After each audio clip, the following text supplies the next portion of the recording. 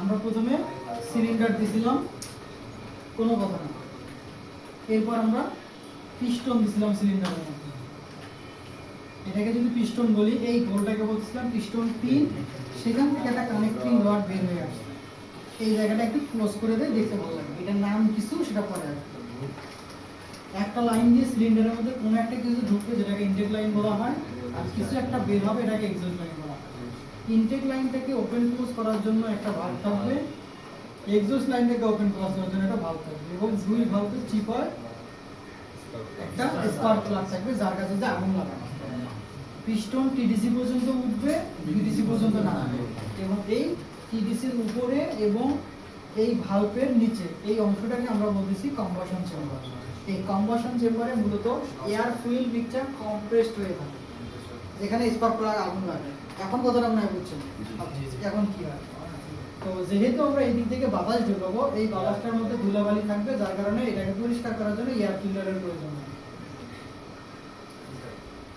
আগুন দিলাম, বাতাস দিলাম, কিন্তু তেলের লাইন এখনো দেয়নি। তেলের জন্য যে ফুয়েল ইনজেক্টর থাকবে, সেটার লোকেশন হচ্ছে ইনটেক ভালভের আগে। এখন আমি কিন্তু ইনজেক্টর দেখাইনি, ইনজেক্টর কালকে দেখো। আর যদি ইনজেক্টর দেখা, ইনজেক্টরের কাজগুলো এত মাথায় থাকবে না। আপাতত মনে করেন যে ইনজেক্টর নামে কিছু একটা ছিল, যেটা তেল ছিটায়। এই যদি আমাদের মোটামুটি হিসাব হয়, আমরা করছিলাম স্ট্রোক। স্ট্রোক কি? পিস্টন উঠবে অথবা নামবে, এক একটাকে স্ট্রোক বলছে। তো স্ট্রোক পাইছিলাম আমরা চারটা। একটাকে বলতেছিলাম সাকশন, একটাকে বলতেছিলাম কম্প্রেশন, একটা হচ্ছে পাওয়ার, আর এটা হচ্ছে এক্সস্ট। এখন এই যে স্ট্রোক গুলো আছে, এক একটা স্ট্রোকে সিলিন্ডারের মধ্যে এক এক রকম কাজ হয়। সাকশন মানে আমরা বুঝতেছি যে গ্রহণ, তার মানে এখানে কিছু একটা ঢুকবে বা গ্রহণ করবে। কি হবে? পিস্টন যখন টিডিসি থেকে বিডিসি থেকে নামতে থাকে, অর্থাৎ সাকশন মানে পিস্টন টিডিসি থেকে শুরু করবে এবং সেটা চলে যাবে বিডিসি। এই সময় ইনটেক ভালভটা ওপেন থাকবে, এবং ইনটেক ভালভ ওপেনের কারণে পিস্টন যখন উপর থেকে নামতেছে, তখন এখান থেকে ফ্রেশ বাতাস, এবং সেই বাতাসের মধ্যে এখান থেকে স্প্রে করা তেল সিলিন্ডারের মধ্যে প্রবেশ করবে। সাকশনে ইনটেক ভালভ খুলে যাবে, পিস্টন উপর থেকে নিচের দিকে নামবে, এবং ফ্রেশ এয়ার ফুয়েল মিক্সচার সিলিন্ডারের মধ্যে প্রবেশ করবে। এই পর্যন্ত সাকশন এটা এটা ততক্ষণ পর্যন্ত প্রবেশ করবে যতক্ষণ না এই পর্যন্ত আসবে। বিডিসি পর্যন্ত যাবে। পিস্টন বিডিসি তে আসলো, আর কি নেগেটিভ প্রেসার তৈরি হবে? তাহলে আর নেগেটিভ প্রেসার তৈরি না হলে ঢোকার কোনো সম্ভাবনা নাই। তার মানে পিস্টন এখানে বাতাস ঢোকা বন্ধ। এখন বাতাস ঢোকা যদি বন্ধ হয়, একটু পরে পিস্টন উঠবে না। তো পিস্টন উঠতে গেলে তো এদিকে আবার লিক করবে। এই জন্য আমরা কি করবো? এইটাকে ক্লোজ করে দেবো। তাহলে সাকশনে কি হয়? সাকশনে পিস্টন নামে, ভালভ খোলে, এয়ার ফুয়েল মিক্সচার ঢোকে। এই তিনটে জিনিস, আর কিছু না। Compression stroke. কম্প্রেশনে কি হবে? পিস্টন উঠবে। পিস্টন যদি ওঠে, তাহলে ভালভটা এখন ক্লোজ করতে হবে। ভালভ ক্লোজ, পিস্টন উঠতেছে, এয়ার ফুয়েল মিক্সচার এখানে কম্প্রেসড হতে আছে।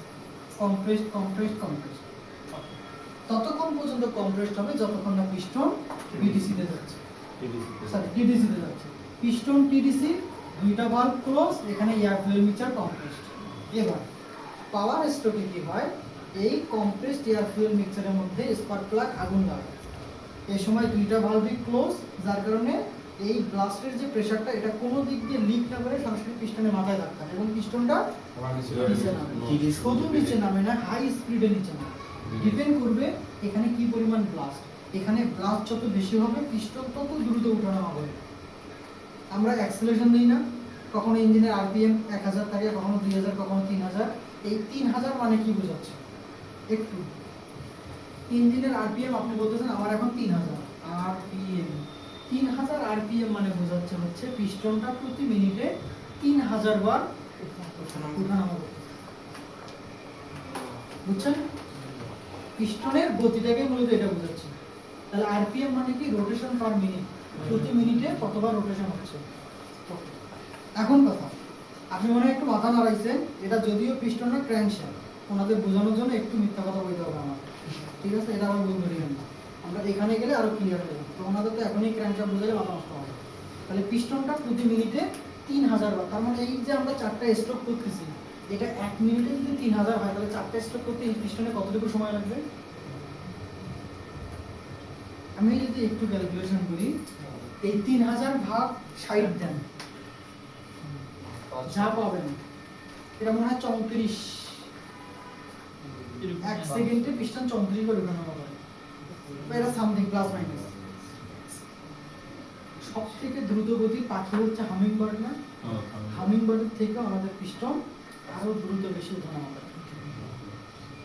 পিস্টনের আরপিএম অনেক, আমরা তো এটা বললাম মাত্র 3000, এটা যখন 6000 7000 8000 চলে যায় তখন আরো অনেক বেশি হয়ে যায়। তো আরপিএম এর হিসাব এখন নরমালি বুঝি না, এখান থেকে যদি এতটুকু বলে আমরা যে ড্যাশবোর্ডে যে আরপিএম মিটারটা আছে 1 2 3 4 করে লেখা থাকে না, এমন করে একটা মিটার থাকে, এখানে 1 2 3 4, কিন্তু এখানে লেখা থাকে যে গুণন 1000।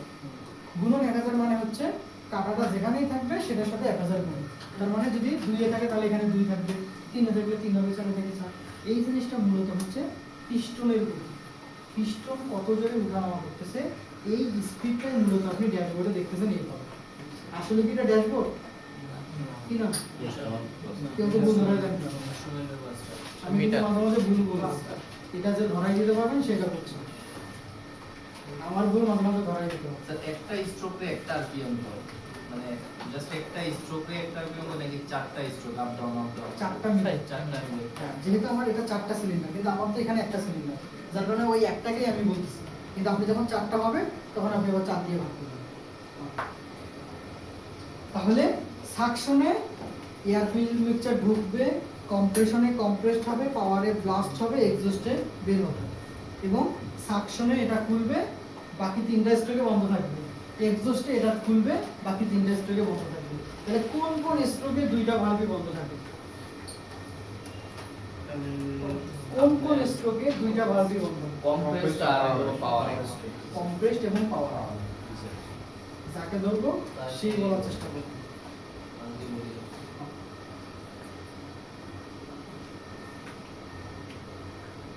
এক্সজস্ট ভালভ কখন খুলবে? যখন ওই ওরা যে স্বাভাবিক, কেউ নেটে মারবে কেমন?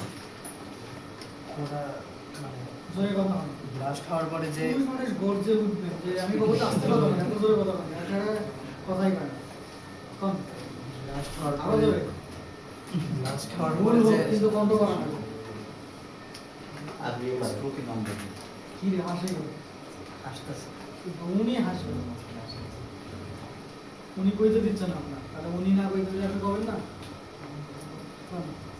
ব্লাস্ট হওয়ার পরে ওরা যে গ্যাস, গ্যাস হ্যাঁ, তখন আর কি ওই এক্সজস্ট ভালভ খুলে দেব, তারপর এক্সজস্ট গ্যাস বার হয়ে যাবে। এই সময় পিস্টন কোথা থেকে কোথায় যাবে? পিস্টন ওই বিডিসি থেকে টিডিসি তাহলে পিস্টন বিডিসি থেকে টিডিসি যাবে, এক্সজস্ট ভালভ খুলে যাবে এবং পোড়া গ্যাস বের হয়ে যাবে। শেষ। সাকশনে কি হবে? সাকশনে হলো আপনার ওই বাতাস আর ঠিক আছে তো? সাকশন মানে কি? ঢুকবে মানে বাতাস আর ওই যে পেট্রোলের যে স্প্রেটা আর কি একসাথে মিশে ওইটা আর কি ঢুকবে ভিতরে। এই সময় পিস্টন কেমনে থাকবে, ভালভ কেমনে থাকবে? আমি কিন্তু কইছি যে সিরিয়াল ওয়াইজ বলতে হবে। প্রথমে যে কোনো কোশ্চেন করি না কেন পিস্টনের কথা বলবেন, এরপর ভালভের কথা বলবেন, এরপর কি কাজ হচ্ছে সেটা বলবেন। বলেন। প্রথমে বাতাস এসে বাতাসের কি দায় পড়ে গেছে যে ঢুকবে আগে? পিস্টন ভালভকে টানার জন্য কি করতে হবে? পিস্টন নামাইতে হবে, ভালভ খুলে দিতে হবে, এরপর ডিডিসি থেকে বিডিসি তে নামবে। সিকুয়েন্স অনুযায়ী বলেন। হ্যাঁ বলেন। নামার পরে বাতাসটা মানে ভিতরের দিকে প্রবাহিত হবে।